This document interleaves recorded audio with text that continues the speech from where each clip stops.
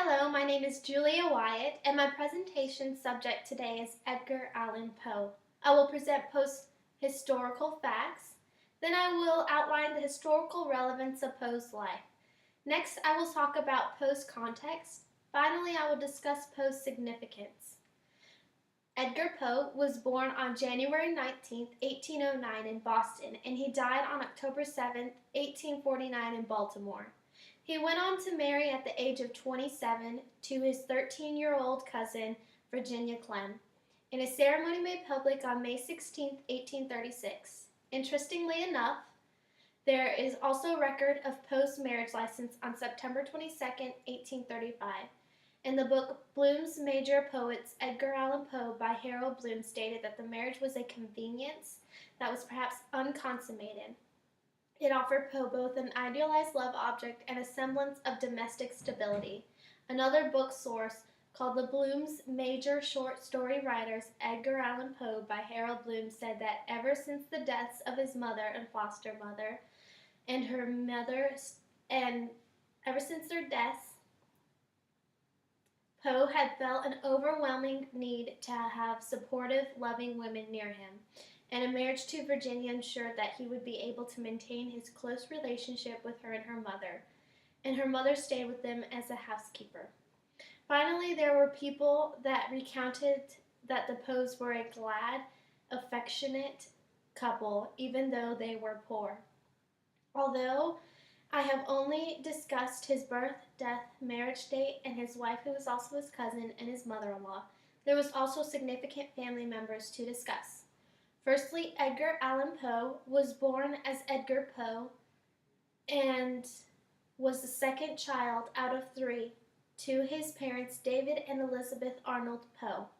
Both of Edgar Poe's parents were actors, and some books even describe them as traveling actors. Edgar's father was an unstable and moody alcoholic, and when Edgar was 2 years old, his father, David Poe, left the family of three kids and his wife. That same year, on December 8, 1811, in Richmond, Virginia, Edgar witnessed the death of his mother, Elizabeth. At 3 years old, he found her coughing up blood from tuberculosis after a performance. Poe and his two siblings were split up, and John and Frances Allan took in Edgar Poe in 1811, never to officially adopt him. However, this is the time that the Allans baptized Poe on January 7, 1812, and changed Edgar's name to what it is popularly known as today, Edgar Allan Poe. Edgar Allan Poe also had significant friends, and he loved many women. This included Sarah Elmira Royster, which used to be his first love, but in February 1826 he decided to go to the University of Virginia.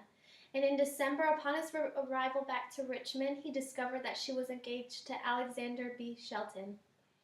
This was so shocking because Edgar and Sarah were engaged for a year before he left to the University of Virginia, but her parents broke it off. In 1849, the year of Poe's death, he proposed to Sarah for the second time, and she accepted, but they were never to be married. Poe was also engaged to Sarah Helen Power Whitman. She wrote to Poe on Valentine's Day, 1848, and they met on September 15th of that same year. Exactly 2 months later, they had a marriage contract written, but they broke up Saturday, December 23rd of the same year, because Whitman knew that Poe was in love with Annie Richmond. Poe was always in love with Annie, but she was always married, and he wished that she was not. Also, his poem For Annie was written for Annie Richmond, but her actual name was Nancy Richmond. But after her husband died in 1873, she legally had her name changed to Annie. Also, Annabel Lee, a poem written by Poe, was said to be written for Virginia, although other women thought that after Poe's death it was actually written for them. Some of these women included Sarah Elmira Royster and Helen Whitman. However, this is just a few of women Poe fell in love with in his short 39-year lifetime. Virginia, his wife, had a blood vessel burst when she was singing in 1849 and she was hovering between life and death. Virginia didn't die, however, until January 30th, 1847, from tuberculosis, and this was a life-changing event for Poe because he had to be helped back to mental stability by Lou Shue, Mary Gove Nichols, and Virginia's mother. At one point, he even attempted suicide with an overdose of laudanum. Now I will discuss the historical relevance, context, and significance of Edgar Allan Poe. Poe fit into the Romantic period because he was influenced by other Romantics such as Keats, Coleridge, Dr. De Quincey, and Washington Irving. Poe was a chivalrous man, polite and pleasant when he was not drinking, bright with his writing, but he was also one of the most tortured people in American literature. He burned ominously throughout his life. Poe also influenced French symbolists known as Rimbaud, Mallarmé, and Verlaine, although the French symbolists went on to consider him as the first modern poet. He also affected American writers, Pierce, Melville, Faulkner, and many more, and it shows in their writings that turned out gloomy and psychological.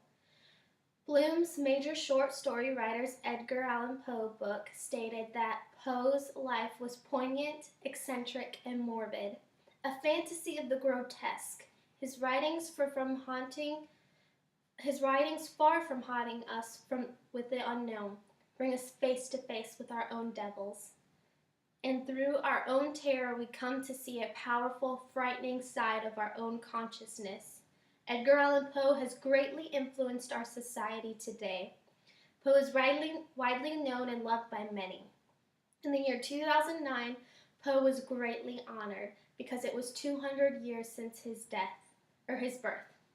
A paper about impulses was published in Science magazine in July of 2009, and the author and psychologist quoted extensively Poe's poem Imp of the Perverse.